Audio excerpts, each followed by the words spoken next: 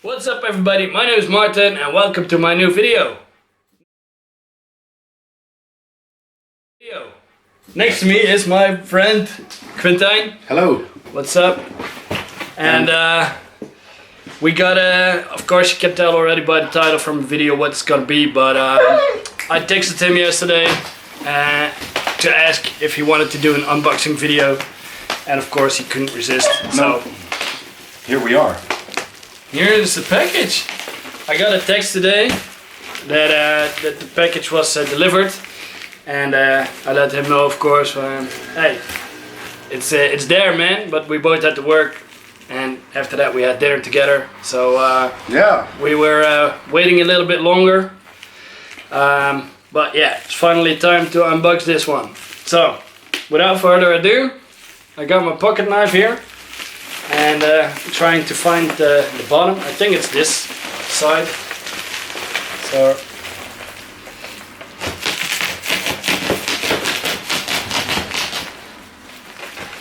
it's like cutting a big cake or something.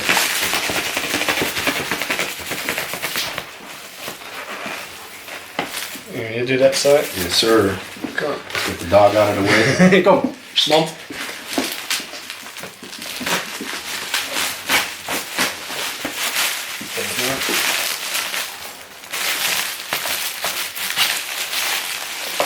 You also already know what it is, because I was way too excited to not tell him, but for the both of us, yeah, for the both of us, it's really exciting to unbox this one. So let's get this out of the way. Right here is the box. It says AGM, Airsoft Gun Master, and right over here there is a small picture of the replica. Let's get the box out of the way. Of course, some annoying styrofoam stuff. And right here we have the... Oh, the magazine feels good, man. It's quite big, as you can tell. It feels sturdy, though. That's nice. As always, a little bag of BBs. They also did an FPS test. I said wanted to have it under 350, so it's quite consistent. But I'm not using my World War II gun sling for airsoft. Right here we have a cheap sling. And now... oh man! Here is the STG-44. Oh, that sounds nice. Ah, this is on my... Bro, that thing so awesome. looks so cool, dude. Holy shit. Is it a wooden stock? Yeah, it is wood. Yeah, it is wood. Holy shit. Insert the magazine.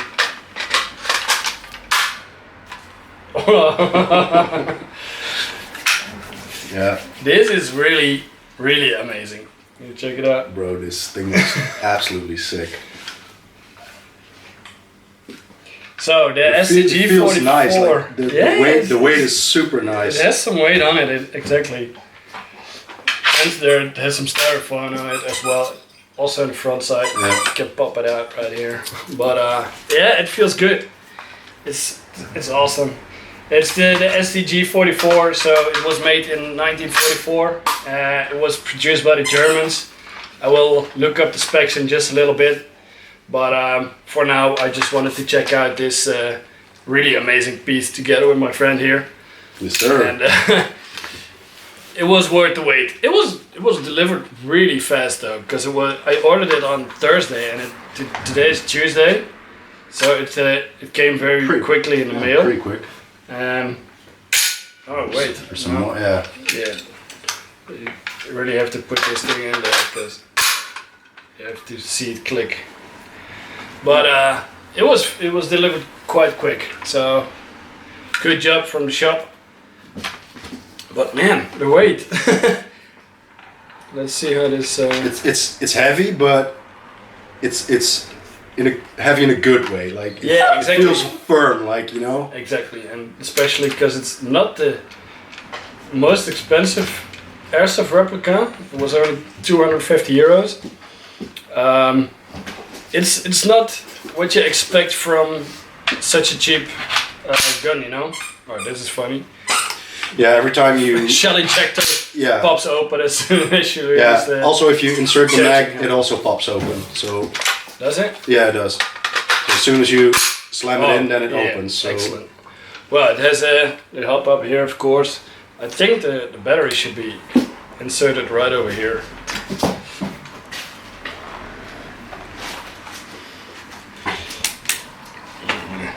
This is growing rough though. I think there's a little pin. So yeah, the pin. Security pin. Should pop that out. Okay, this is going hard. Maybe you're not supposed to pull it out all the way. But I don't know. Yeah, I think it does actually, because it's sticking all the way through. As you can see right here, it's going all the way over there. So I don't know, but I think the battery should be inserted in the back right over here somewhere. or in the top, maybe. No. This is where you usually put the oiler. Yeah. So this can actually open the oiler part. I thought maybe they would put the battery socket like Yeah, inside exactly. the oil thing, but that's not the case. No.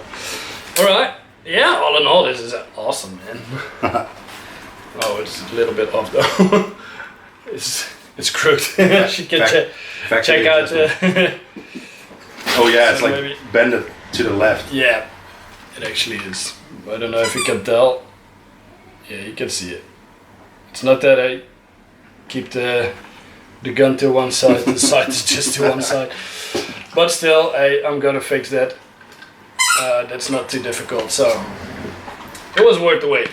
I will come back with the specs in just a little bit, but first let's enjoy it a little more with the magazine in there. It's too bad that they have the hexagon screws here, actually. As you can see, right over there. I should replace those for more proper screws that they used back in the days, but all in all, it is really quite heavy, man. Yeah. This is gonna be a great adjustment to my German World War II stuff. But we're going to Bastogne in 2 months, 1.5 months. Yeah. So this beauty will come as well. So you can take some awesome pictures. But until then, I'm just gonna enjoy it indoors. So I'm gonna look up some specs and I'll be right back with you. So let's get some specs on this thing. So it was produced in 1943, not 44, but for some reason they chose for the name STG-44, which actually stands for Sturmgewehr or machine pistol, because it basically Maschinengewehr, because it has a relatively small caliber. It's the 7.92 by 33. So this is a shell casing, and it's very, very small. So yeah, that would be the real one, of course. Over 425,977 were produced. Well, take or give some. And the actual weight was 5.2 kilograms. Yeah. I don't know how much that is in pounds, and I don't want to know either because it's silly to weigh it in pounds. But the airsoft version weighs only 4.3 kilos, and it actually has a high capacity magazine, as you can see. So you put the BBs on top here, and then you turn the wheel, and then you can reload until your BBs are gone, which is really stupid. I hate high caps, but hey, it has one. It has one. Also, I figured out how the safety switch works. So you actually basically just push this one or pull it back. You can hear it click, so it's okay. I don't know anything about the rate of fire, but I found a video, so I'm gonna just show it to you. Just listen for a bit. So compared to the M3 grease gun, it has basically the same, maybe some more, I think it's a little bit higher rate of fire, but still it's supposed to be quite controllable while firing. So yeah, as I showed, this gun comes with the magazine, with the sling, which is really bad. I'm gonna buy a leather sling for this because it just looks awesome with a leather sling on it. All in all, the entire piece looks really cool. Especially the wood stock is very nice made, as I also saw on the MG42. Also, I figured out how this thing works. So you basically pull out the pin. There's the pin, and then you just slide it off, and it has a Tamiya connector and a battery you can insert inside the stock. It has a hole there. The screws were a little loose, so I don't know if you can see them. Right over there and over there. So I also tightened those. Yeah, it has a little work when you get it for the first time. But I think if you just put a little bit of work in it, this is gonna be an awesome replica, especially to use as display, like I like to do. But maybe also for airsoft, I don't know, because I don't play airsoft with World War II guns.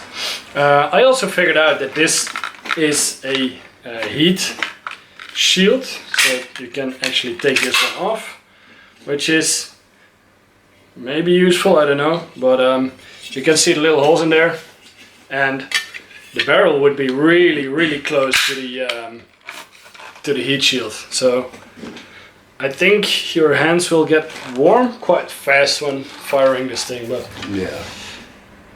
yeah, man. What else can I say about it? It's just it has a good way on it.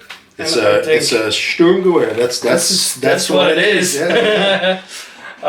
So yeah, definitely worth the money for me, and I think it's also in the bit cheaper price range for airsoft replicas. So let me take away my vest right here so you can see it a little bit better. But it just looks awesome. It's definitely screaming World War II, end of the war, Battle of the Bulge, and into Germany. Just DSS mostly, also probably Wehrmacht who was using this.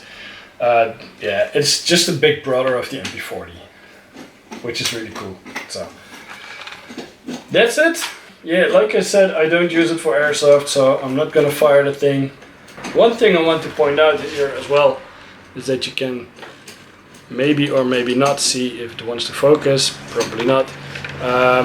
On top of here, maybe like this, as many.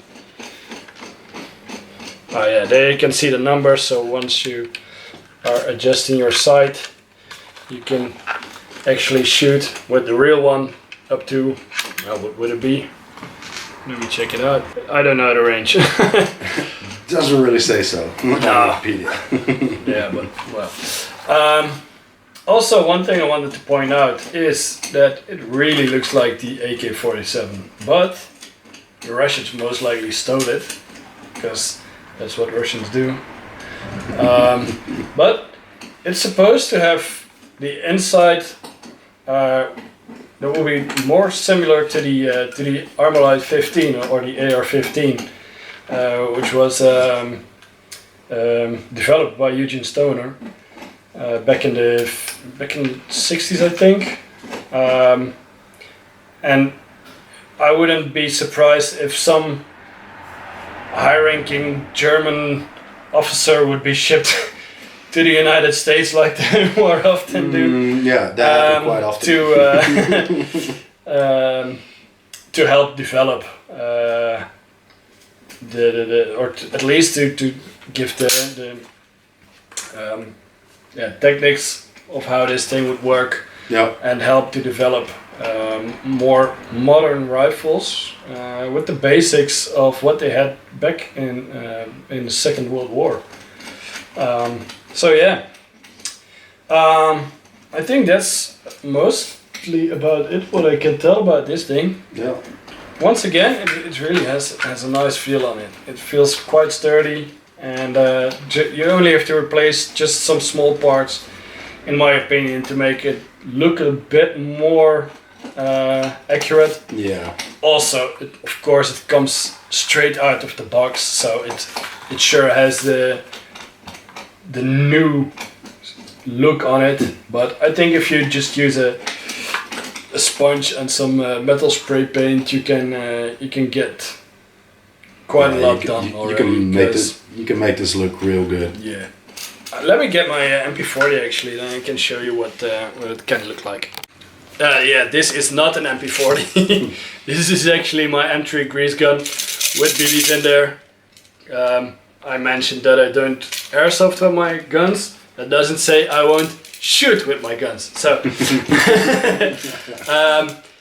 as you can, no, I don't think I made a video about this one actually. This one came straight out of the box, entirely black, and I just used a little spray paint, some metal color, and a little bit brown to make it look a little bit weathered.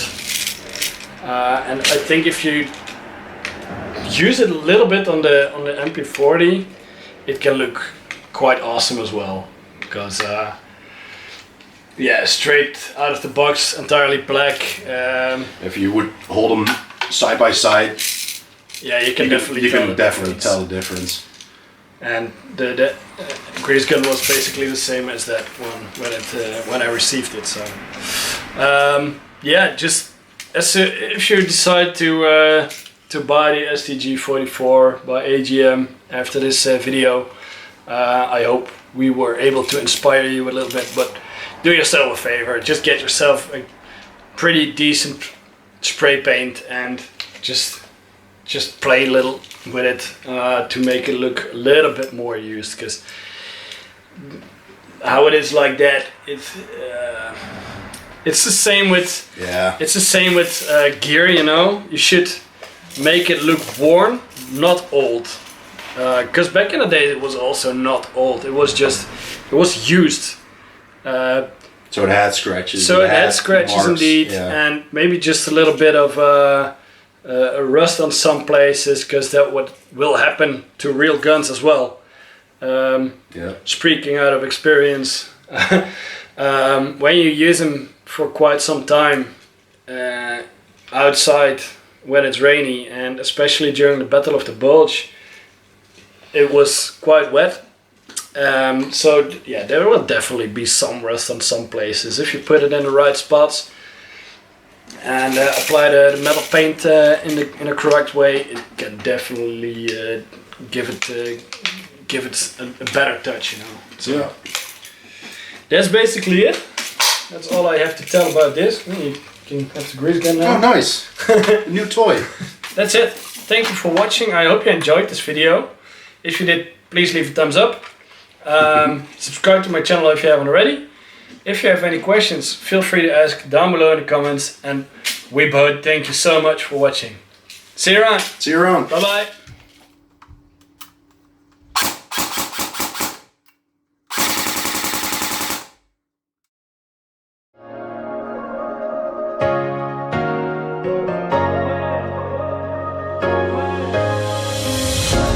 I hear the